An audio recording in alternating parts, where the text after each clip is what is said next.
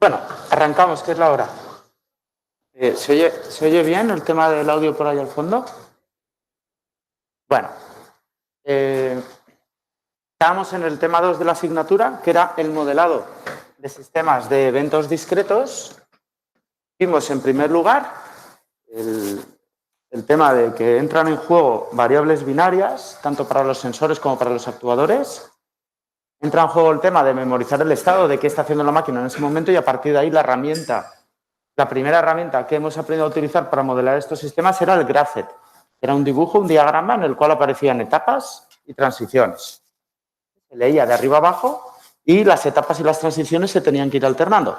Teníamos la posibilidad de poner secuencias que simplemente fueran alternando etapa a transición. Teníamos la posibilidad de hacer selectores y la oportunidad también de generar secuencias paralelas que se ejecutaran a la vez. Estuvimos viendo las reglas y estuvimos viendo también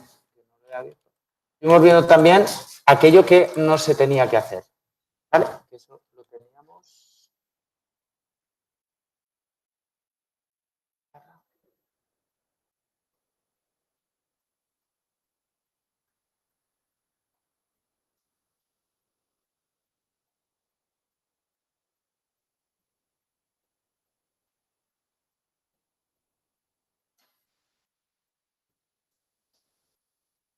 Lo estuvimos indicando aquí en estos dibujos, aquello que no se tenía que hacer, incluso aquello de poner señales negadas. Y vimos también el tema de poder poner temporizadores. Una vez visto todo eso de qué es el graphet y cómo se diseñan, diferentes alternativas, y el tema de los temporizadores, estuvimos presentando lo último que hicimos, lo que es el autómata programable industrial. Y vimos que entre varios lenguajes que tiene para programarse, tenía lo que era el tema de los diagramas de contactos. Para los diagramas de contactos vimos algunos ejemplos sencillos de programación directa de secuencias mediante los diagramas de contactos, pero es un poco para que veáis qué se puede hacer con eso, aunque no es la idea de la asignatura. Y ahora en lo que nos vimos también que hay un lenguaje que se llama SFC, que es similar, digamos, al graphet. Pues en ese caso sería directamente implementar el graphet en el propio programa, dibujarlo, digamos, una opción. Pero vamos a ver otra que es más versátil porque el diagrama de contactos está más extendido que este lenguaje, que consiste en llevar a cabo una traducción de lo que es el graphet a un lenguaje de diagrama de contactos. ¿Vale? Bien. Lo que va a tener ese programa son 4 partes. Tendrán que escribir en ese orden. La primera parte del código para implementar un graphet va a ser la inicialización, donde lo que haremos es poner a 1 aquellas variables que nada más arrancar tengan que estar a 1, que en este caso son las etapas con doble cuadro, las etapas iniciales que decíamos. Vale. El siguiente trozo de código que vamos a tener es aquel relacionado con la desactivación y activación de etapas. O, siendo más claros, vamos a poner líneas de código que expliquen las transiciones, ¿de acuerdo? Que se encargarán de desactivar y activar etapas para que el graphet evolucione. Pero lo que hay que traducir son las líneas de código que explican qué hace en ese graphet cada una de las transiciones que hay allí escritas. ¿De acuerdo? En tercer lugar, pondremos el código que nos dice qué salidas hay que activar. ¿Vale? Y finalmente definiremos los temporizadores y contadores. Lo que pasa es que en esta asignatura los contadores los dejamos estar, porque ya lía un poco más la cosa y nos centramos solo en los temporizadores. Pero los autómatas programables, igual que son capaces de temporizar, también son capaces de contar cosas. Es decir, cuando se haya hecho 9 veces no sé qué cosa, pasa a hacer otra cosa. Bueno, pues eso también lo podemos llevar a cabo. Lo que pasa es que, bueno, por no liar la cosa, los contadores no los vamos a ver. Repito, inicialización, que solo tiene que ver con lo que es el doble cuadro, las transiciones, luego las salidas y finalmente los temporizadores. Ese es el orden, ¿de acuerdo? Es el orden de lo que tenemos que implementar. Voy a hacer aquí un pequeño Dibujo para que nos quede claro. Primera parte del código. Inicialización, es decir, nos centraremos en las etapas con doble cuadro. Segunda parte del código, las transiciones. ¿Vale? Nos centraremos en este código que hay al lado de las transiciones, lo que hay delante y lo que hay detrás. En tercer lugar, nos centraremos en las etapas, en lo que son las salidas que hay al lado. Nos centraremos en esto. Y en cuarto lugar, nos centraremos en los temporizadores. Lo que tiene esta pinta. ¿Vale? Para cada trozo de código nos vamos a centrar en una de esas cosas. ¿De acuerdo? Y veremos cómo el tema de la etapa inicial, cómo lo traducimos, el tema de las transiciones, cómo lo traducimos a diagrama de contactos, el tema de las salidas, cómo lo traducimos a diagrama de contactos y el uso de temporizadores, cómo llevamos a cabo su uso mediante diagrama de contactos. ¿Vale? Eso es lo que vamos a ver hoy. Bueno, el tema de la inicialización es muy sencillo porque simplemente consiste en ver cuando tenemos una etapa de doble cuadro y decir en el arranque que esa etapa esté a 1 y el resto que estén a 0. Es simplemente eso lo que habría que hacer. Simplemente. El tema de la desactivación y activación de etapas consiste, en primer lugar, en detectar cuántas transiciones hay en el graph, contarlas, cuántas rayitas horizontales. Y para cada rayita horizontal vamos a tener que llevar a cabo lo que es la escritura de una línea de código que hace la traducción de esa transición. ¿Vale? Bueno, por ejemplo, si tenemos en un trozo de graph tenemos una transición P, bueno, la transición es la rayita, ¿vale? Y esto es la condición asociada a la transición, es decir, ¿qué ha de cumplirse para desactivar todo lo anterior, en el caso de que esté activo, y pasar a activar todo lo posterior? ¿Vale? Recordad cómo se interpreta una transición. Una transición se interpreta si la etapa anterior está activa, en este caso E3, solo hay una, no hay varias. Si la etapa 3 está activa y esto es cierto, yo tengo que dejar de activar la etapa 3 y pasar a activar la etapa 4. ¿De acuerdo? Eso es lo que pone ahí. Si la etapa 3 está a 1 y la etapa P, y la variable P está a 1, recordad que esto se interpreta como interruptores. Si la variable asociada está a 1, es como un interruptor cerrado. Si la variable asociada está a 0, es como un interruptor abierto y no pasa la corriente. La idea es saber si la corriente llega hasta la derecha del todo. ¿Vale? Con lo cual, ¿cómo llevamos a cabo esta transición? Pues si la etapa 3 está activa y P es cierto, apago la etapa 3 y enciendo la etapa 4 con reset y con set. ¿Vale?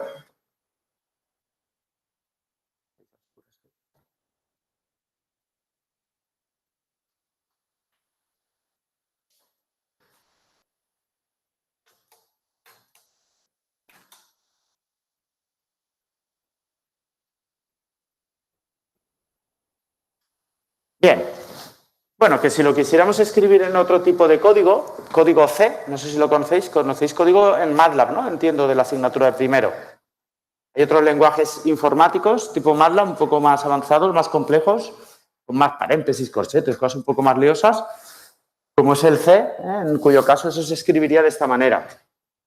Si la etapa 3 vale 1 y P vale 1, entonces ponemos la etapa 3 a 0 y la etapa 4 a 1. ¿Vale? En este caso, fijaros, la comparación se hace con un doble igual y la asignación con un único igual. ¿Vale? Bueno, esto es sencillo. Vamos a ver otro caso. Tenemos un caso aquí en el cual una transición, esa que pone P más B, indica el arranque de un par de secuencias paralelas. ¿De acuerdo? La regla de cómo entender una transición era si las etapas anteriores a una transición están a 1 y la condición de la transición es cierta, entonces saltamos de aquí a todo lo que le siga, que en este caso le sigue 2 y 3. Con lo cual, si estamos en la etapa 1 y además se cumple esto, ¿y eso qué es? P o B. Como es un OR, el OR ya lo hicimos el otro día, se pone en paralelo, porque la corriente puede ir por arriba o por abajo. Con que uno de los dos interruptores esté cerrado ya es suficiente. ¿De acuerdo? Bien. Por otra parte,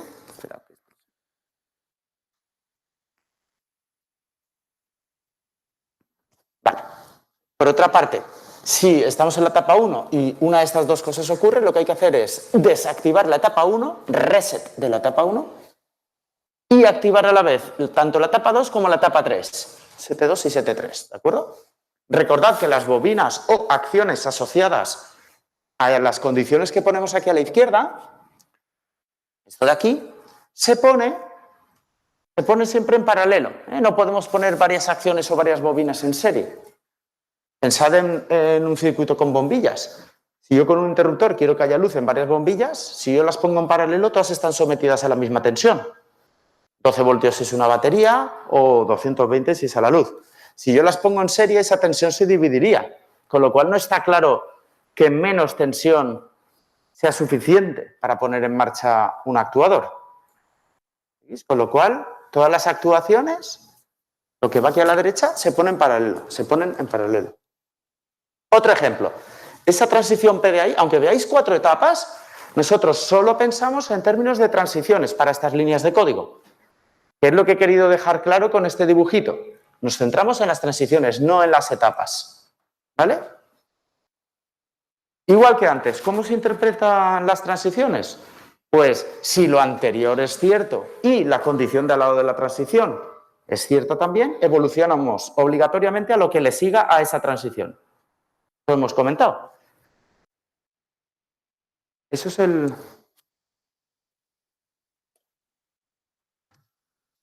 momento.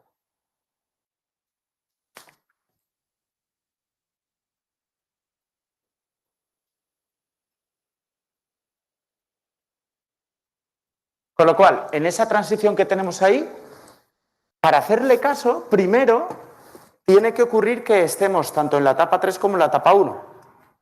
¿Cómo se interpreta esto? Pues si yo estoy en la etapa 3 y en la etapa 1, y además se cumple la condición asociada a esta transición, es decir, si estoy en la etapa 3 y en la etapa 1 y además se cumple la condición P, entonces desactivo estas dos etapas, reset1 y reset3, y activo todo lo que le siga, que en este caso le siguen 2 etapas, ST2 y ST4, ¿de acuerdo?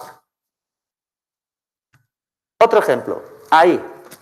Claro, uno podría decir, pues la línea de código, la línea de código no, aquí hay 2 transiciones. Hay que pensar en 2 líneas de código, aunque todo arranque de una etapa. ¿Está claro esa idea? Porque es el fallo típico, que uno piensa en esto de activación y desactivación de etapas, y como la acción que hay que llevar a cabo es sobre las etapas, uno piensa en términos de etapas, y no. Hay que pensar en términos de transiciones. Que quede claro eso. En este caso, aquí hay 2 transiciones, pues tengo que poner 2 líneas de código. Una me dice que si yo estuviera en la etapa 1 y además se activara P, yo debería evolucionar de la 1 a la 2. Si yo estoy en la etapa 1 y además se activa P, yo tengo que evolucionar de la etapa 1, ST1, a la etapa 2, ST2. Por otra parte, esta transición de aquí nos dice que si yo estuviera en la etapa 1, si la etapa 1 estuviera activa, y además se cumple esta condición, ¿que esta condición qué es? Que A esté activa y que P esté a 0. ¿Vale? El AND muchas veces no se pone, te lo saltas. El OR sí que se escribe nítidamente con el más, pero bueno, ahí tenéis que interpretar como que hay un puntito, un AND. ¿Vale? Pues si estoy en la etapa 1 y se cumple A y no P, entonces paso de la etapa 1 hacia la etapa 3. ¿Ha quedado claro el segundo bloque de código? Vale. Activación de salidas. Lo mismo, hay que pensar en términos de las salidas. Pero de las salidas, aquí la clave es, bueno, aquí el número de líneas de código es igual al número de transiciones.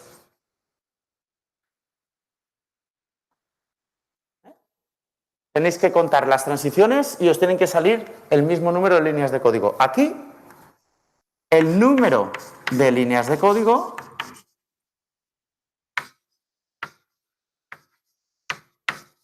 lo mismo. No nos confundamos, pasa lo mismo que antes. Resulta que en el GraphZet lo que aparece son estas cajitas, ¿no? Que activan salidas. Entonces uno lo que tiene muy fácil de contar es ¿cuántas activaciones hay? ¿Cuántas cajitas de esas hay, ¿no? Por ejemplo, en ese ejemplo hay 2 cajitas. Pero no. La línea de código sirve para activar salidas, con lo cual tiene que haber una línea de código por salida, número de salidas. Es decir, en ese ejemplo de la pizarra, ahí hay 2 cajitas, hay 2 activaciones, hay 2 situaciones en las cuales pueden haber activaciones. Ahora bien, lo que se activa es la misma salida Y. Con lo cual, yo en mi código lo que tengo que decir es cuáles son todas aquellas situaciones que activan Y. Cuando esa situación no se dé, por defecto estará inactiva. Acordaos cómo funcionaba el GraphZet. Solo se activa aquello que yo invoco escribiéndolo. Lo que no escribo, por defecto, está 0. Esa era la idea. Con lo cual, aquí, esta salida Y, ¿cuándo la activaremos? O bien cuando estemos en la etapa 2 y, además, sea cierta la condición que hay arriba, la B, o cuando estemos en la etapa 3. Esas son las situaciones en las cuales queremos activar esa salida, ¿correcto? Con lo cual, vamos a poner una única línea de código. Una única línea de código que acabará con la activación de esa salida.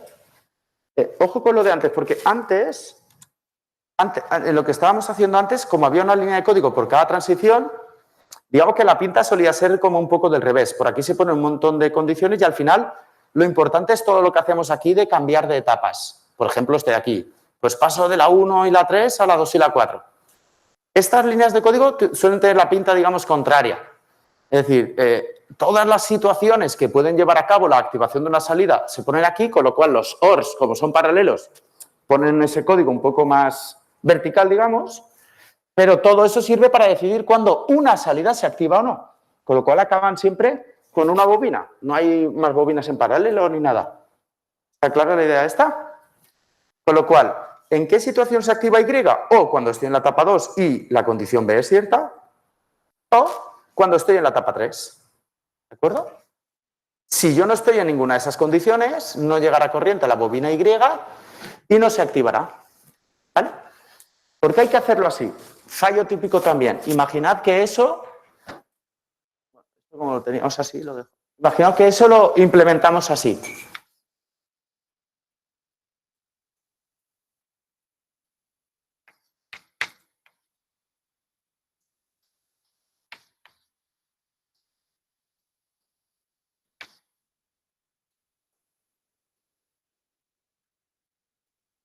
Bueno, era etapa 2.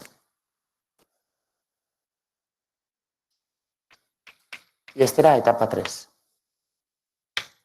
Imaginaos que yo implemento esto así, ¿vale? Y efectivamente yo ahora mismo estoy en la etapa 2 con la variable B activa. Yo me vengo a esta línea de código y esta línea de código, por aquí pasa corriente, llega corriente a la bobina, Y se activa. Pero yo leo la siguiente línea de código y yo no estoy en la etapa 3. ¿Lo veis? Con lo cual aquí no llega corriente. La bobina está a 0. Al final mi PLC, mi autómata programable, ¿cómo me pondrá la bobina Y? ¿A 1 o a 0? ¿Me la activará o no me la activará?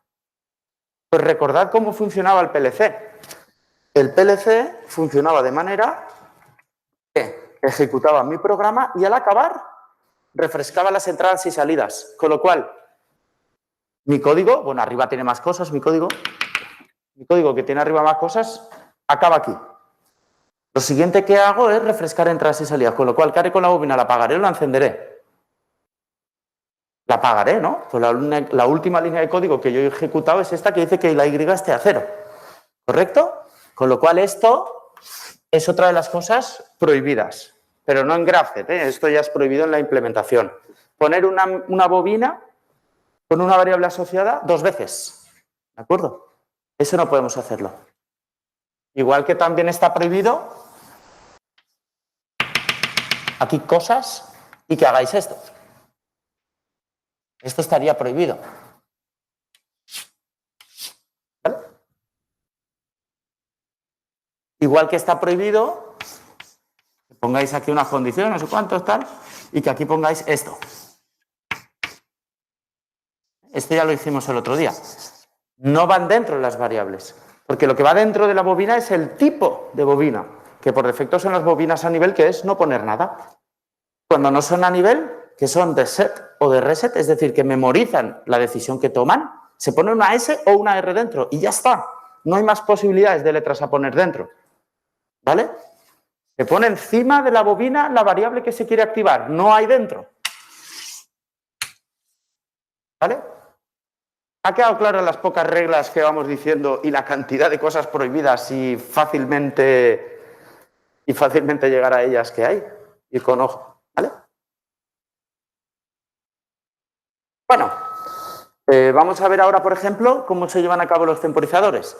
Por ir rápido, lo que vamos a hacer en la asignatura, vamos a permitir una nomenclatura inventada, pero quien quiera puede usar la nomenclatura oficial, que también la diré luego. La nomenclatura inventada por ir rápido es esta. Si yo tengo un temporizador con la pinta t/2 segundos, ¿qué significa? Quiero que cuentes el tiempo, concretamente 2 segundos desde que activaste la etapa 2, es lo que significa ese temporizador. Haremos esto. La etapa 2, que es el que debe desencadenar el contaje de tiempo, el cronómetro, activa una función que llamaremos tim y simplemente pondremos al lado un numerito y debajo el tiempo a contar. Y esa variable lo que hará es generar una variable interna llamada tim1 o 4 o 28, según cuántos temporizadores haya, que será la que vale 0 o 1 en función del tiempo que ha pasado. ¿Vale?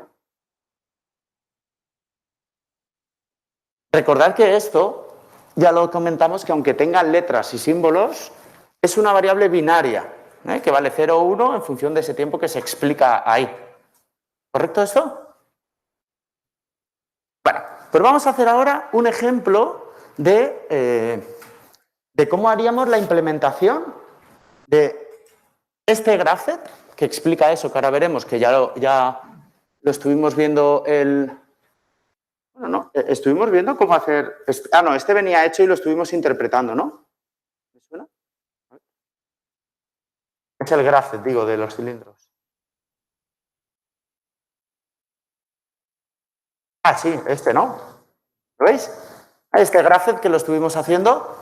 Por cierto, ahora una cosa, no sé si os acordáis que lo estuvimos explicando en plan, si pulso P, vengo aquí y muevo A. Hasta que llega al centro, entonces muevo R.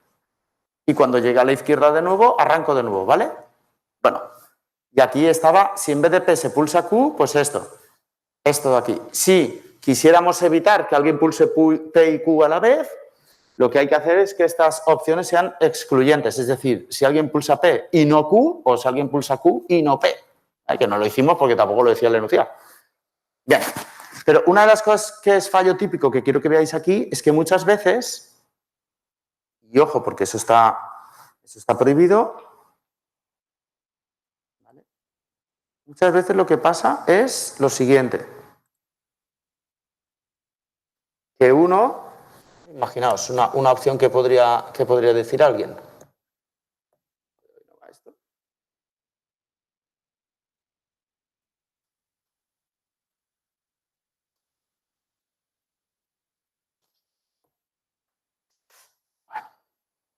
Una opción que podría decir alguien es, bueno, como esto y esto acaba con la I, pues, es decir, evito hacer todo esto, toda esta línea, y lo que hago es que uno esto, lo uno con esto y compartimos la I, que creo que ya lo comenté.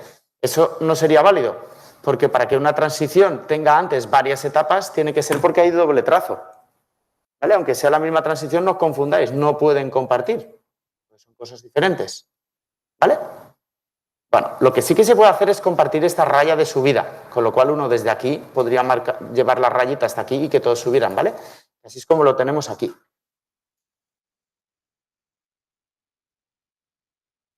¿Vale? Este ejemplo que ya hicimos, ahí va. Este ejemplo que ya hicimos lo tiene así.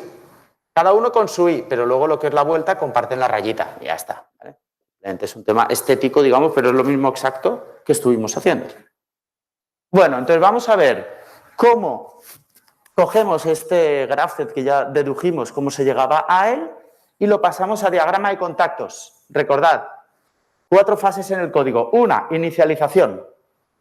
2, una línea de código por cada transición que explique cuáles eran las etapas anteriores a la transición, cuáles son las condiciones de la transición y a qué etapas me voy. Otra línea de código que active las salidas. Y no cuento la cantidad de actuaciones que hay, sino el número de salidas diferentes. Y pongo una línea de código por cada salida diferente.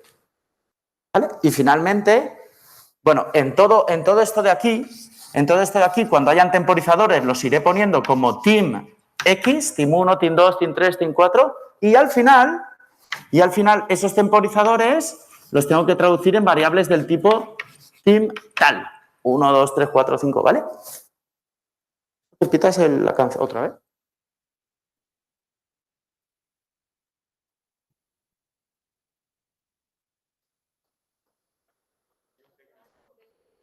Ah. ¿Lo que fichar algo?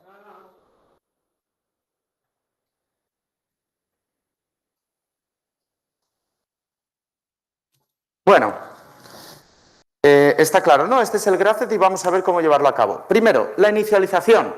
En el caso de Schneider, que gasta lo que es lo que se llama la norma de programación IEC, que está en una de las transparencias antiguas que nombré el otro día, de IEC 61131, porque no le vamos a dar más vueltas, lo haría de esta manera. Hay un bit de inicio que se llama porcentaje S13.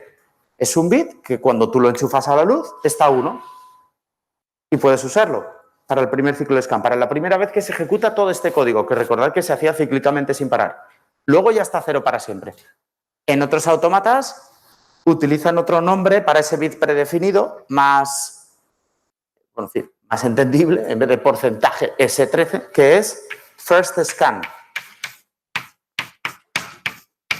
¿Vale? Scan era el ciclo de ejecución del código, que se hacía cíclicamente. Y first, pues bueno, está claro, ¿no? El primero. Entonces, este bit solo está activo, que es el porcentaje S13 en este caso, solo está activo la primera ejecución del código. Bueno, y lo que hacemos aquí, en vez de utilizar la función set tal o reset tal, pues hemos usado bobinas con la S o la R. ¿Se acuerdan que esas bobinas, cuando tenían una S o una R dentro, permitían hacer la función set o reset sobre la variable que escribimos justo encima? Con lo cual, en el bit de inicio, si nuestro graph es este, lo único que tenemos que poner en marcha es la etapa 0, la etapa que tiene doble cuadro, ¿correcto? Con lo cual, fijaros, porcentaje S13 y solo hacemos set de E0, el resto reset. Reset 1, reset 2, reset 3, ¿vale? Siguiente, activación y desactivación de etapas. ¿Cuál era la clave? Recordadlo. La clave era una línea de código por cada transición. ¿Está claro? Lo digo porque ahí tenemos 0, 1, 2, 3, 4, 5 etapas. ¿Pero cuántas transiciones tenemos? Tenemos 1, 2, 3, 4, 5 y 6. ¿Lo veis? Bueno, pues lo normal es coger ramas e ir traduciendo de arriba abajo, porque es como se lee el graph y así es como no te dejas nada.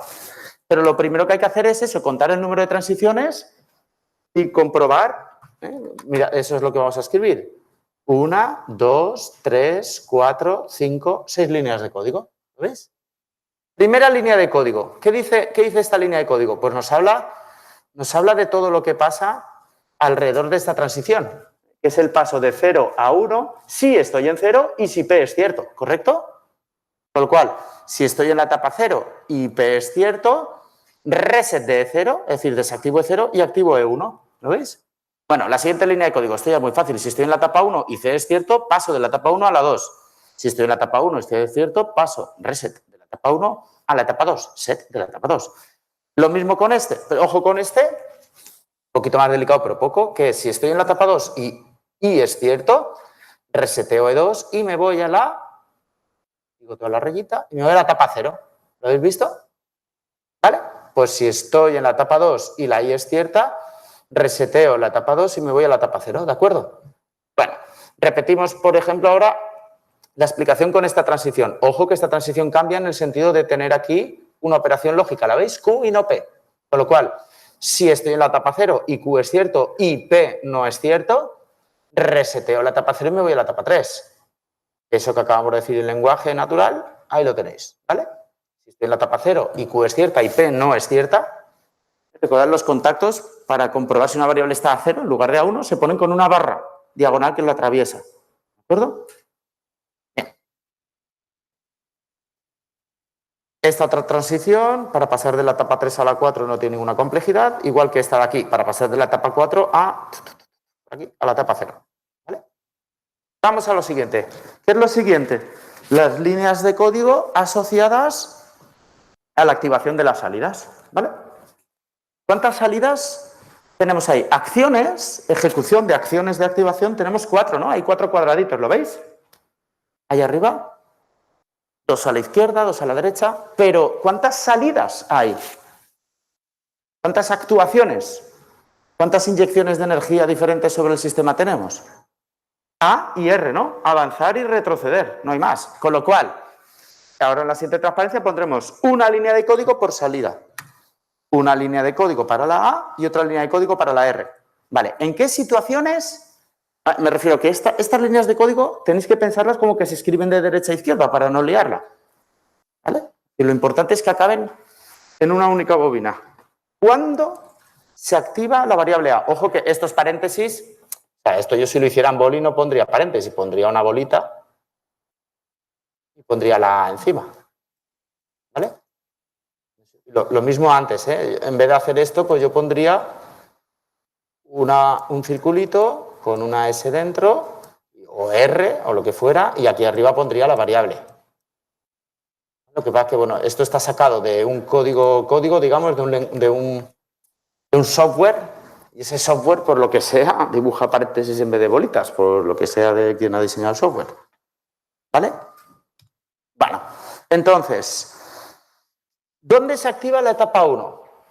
O bien si estoy en la... Ay, perdón. ¿Dónde se activa la salida A? ¿O cuándo se activa la salida A? Cuando estoy en la etapa 1, pues cuando estoy en la etapa 1, o cuando estoy en la etapa 3, y además esta condición de aquí arriba es cierta, que es un temporizador. Pues bueno, cuando estoy en la etapa 1, o, por eso está en paralelo, cuando estoy en la etapa 3 y además cierto temporizador que de momento, como es el primero que aparece, le pongo TIM 1, al siguiente le pondré TIM 2, al siguiente TIM 3, los iré enumerando. ¿Vale? Bueno, pues le pongo ahí TIM 1. Bueno, la salida R. ¿Cuándo hay que activar la salida R? La salida R hay que activarla cuando estoy o en la etapa 2 o en la etapa 4. Pues bueno, paralelo. Etapa 2 o etapa 4 me activan la R. ¿Vale? Bueno, fácil. Vamos ahora a los temporizadores. Los temporizadores, como os he comentado, teníamos la posibilidad de hacerlo con una nomenclatura propia, digamos, o con la estándar. Ahí he utilizado la estándar de la norma, que es el bloque este que pone TON. Esto de aquí no hagáis ni caso, que es el nombre que se le ha dado al bloque. Es esta función TON. Esta es la entrada. ¿Quién activa ese temporizador? La etapa 3. Este es el tiempo a contar. T almohadilla y el tiempo a contar. Y esto es la variable que valdrá 1 dentro de un segundo cuando se active la etapa 3. Y eso lo queremos guardar en la variable TIM1. Pues ahí ponemos la variable sobre la cual lo queremos guardar. Recordad que hemos dicho que también era válido para eso hacer esto. Etapa 3, y aquí una caja en la que ponéis TIM1, un segundo. Eso también es válido para ir más al grano. Por no recordar todo este rollo de la caja esta, ¿vale? Bueno. Ahora, bueno, en fin, aquí simplemente con otro fabricante, Omron, está lo mismo. Set de la etapa 0, en fin, simplemente aquí en vez de la bobina con la S o la R gastamos la cajita que pone set. Esto puede ser así con todo este rollo enumerando el bit incluso o de forma más compacta. Eso también es lo mismo que antes ponía en las otras transparencias escrito. Set E0, es lo mismo. Lo poníamos así con una cajita en otras diapositivas anteriores.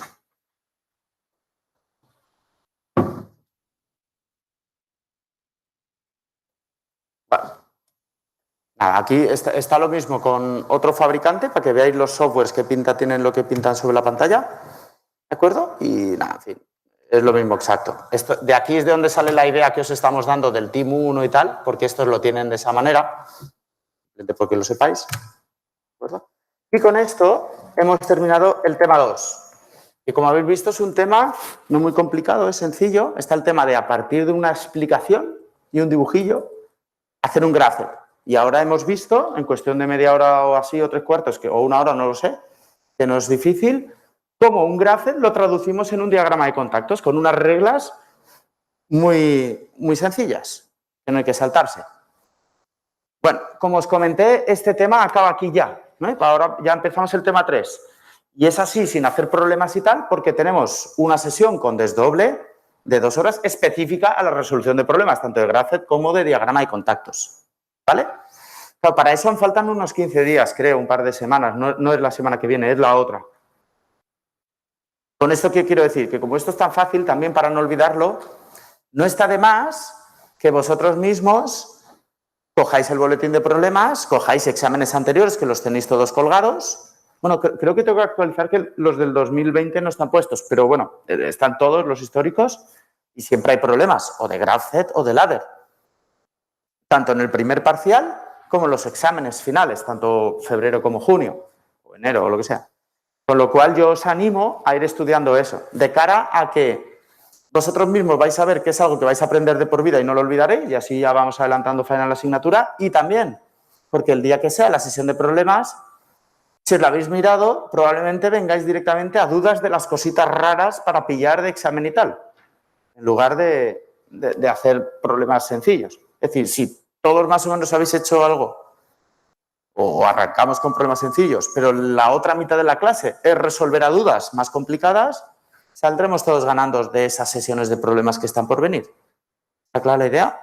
Sobre todo hay un grupo, no sé cuál es, que le deben faltar como unos 20 días, porque los lunes a primera hora hay 2 grupos que se alternan y a la segunda hora hay un grupo que viene junto al que viene la primera vez, digamos. Entonces ese grupo de primera hora que se alterna, el que va detrás, digamos, ese para llegar a la sesión de problemas sobre esta temática le falta mucho tiempo, que se nos habrá ido la cabeza porque la teoría estaremos en otro mundo ya. Entonces yo, sobre todo a ese grupo, les recomiendo que lo vaya haciendo un poco a su bola antes de llegar a esa sesión para no despistarnos. ¿De acuerdo? ¿Alguna duda de este tema? ¿Nada? Arrancamos el tema 3.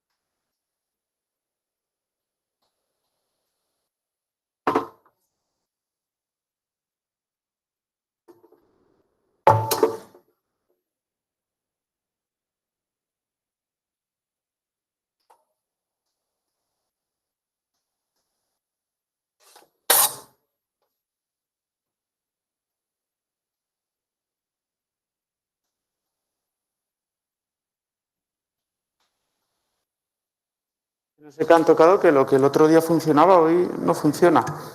Esto de los lápices digitales estos, hoy no va.